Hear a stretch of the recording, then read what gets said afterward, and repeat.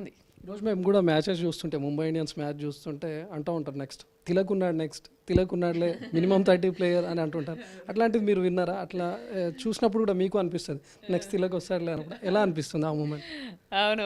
వస్తుంది. అదే at a time కొంచెం టెన్షన్ కూడా ఉంటుంది. కొంచెం తొందరగా ఎవరైనా అవుట్ అయిపోయారనుకోండి.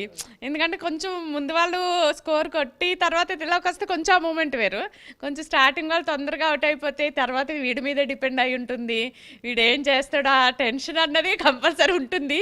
కానీ ఆ ప్లేయర్స్ ఆడినప్పుడు చూసినంత ఇదిగా ఒక్కొక్కసారి వాడు ఆడుతూ ఉంటుంటే కొంచెం అటు ఇటు తిరుగుతూ ఉంటాను నేను అక్కడ చూడకుండా టెన్షన్తో ఏమవుతుందో అని.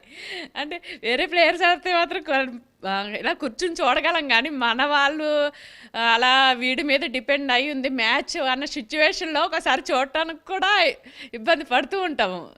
గెలుస్తారా లేదా, వీడి మీద డిపెండ్ అయి ఉంటుంది అనేసి అప్పుడు కూర్చున్న వాళ్ళు కూడా అటు ఇటు ఏదో మన మీద తిరుగుతూ ఉంటారు టెన్షన్కి.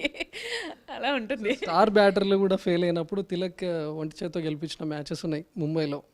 ఆల్మోస్ట్ ఒక టాప్ క్లాస్ బ్యాట్స్మెన్ ఎలా ఆడతాడో ఆ విధంగా ముంబై ఇండియన్స్ని గెలిపించాడు. ఆ టైంలో ఎలా అనిపించింది మీకు?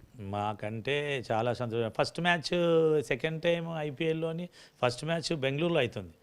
ఫస్ట్ మ్యాచ్లోనే 80s ఏదో కొట్టాడు. అప్పుడు కూడా బాగానే ఆడాడు అందట. అంటే మనకి వాళ్ళు ఆడితే మనకి బాగుంటుంది కదా అని మనకు కూడా ఉంటుంది కదా ఫీలింగ్. వాళ్ళు కూడా ఆడితే కొంచెం ఎంకరేజ్ చేస్తే కొంచెం స్కోర్ అందరు ఒక 30-40 కొడితే బాగుంటుంది అని మనం కూడా చూసుకుంటాం. అప్పుడు మన ఓన్ గురించే మనం అట్లా ఆలోచించాం కదా, అందరి గురించి ఎందుకంటే ఫస్ట్ నుంచి క్రికెట్ చూసిన వాళ్ళం కదా చిన్నప్పటి నుంచి. అందుకోసమని ఇంకా ఆ మనవాడు కూడా వాళ్ళు ఆడారు, వాళ్ళు కొంచెం బై మిస్టేక్లో వాళ్ళు అయిపోయారంటే మన వాళ్ళు ఆడుతున్నాడు అని మనకు బాగా సంతోషం ఉంటుంది. వీడన్నా కొంచెం గెలిపియాలి అని. వాడు వెళ్ళాక మనం కొంచెం ఫీల్ అవుతాం, మరి మనవాడు కూడా అవుట్ అయ్యాడు కదా అని కొంచెం ఫీల్ అవుతాం.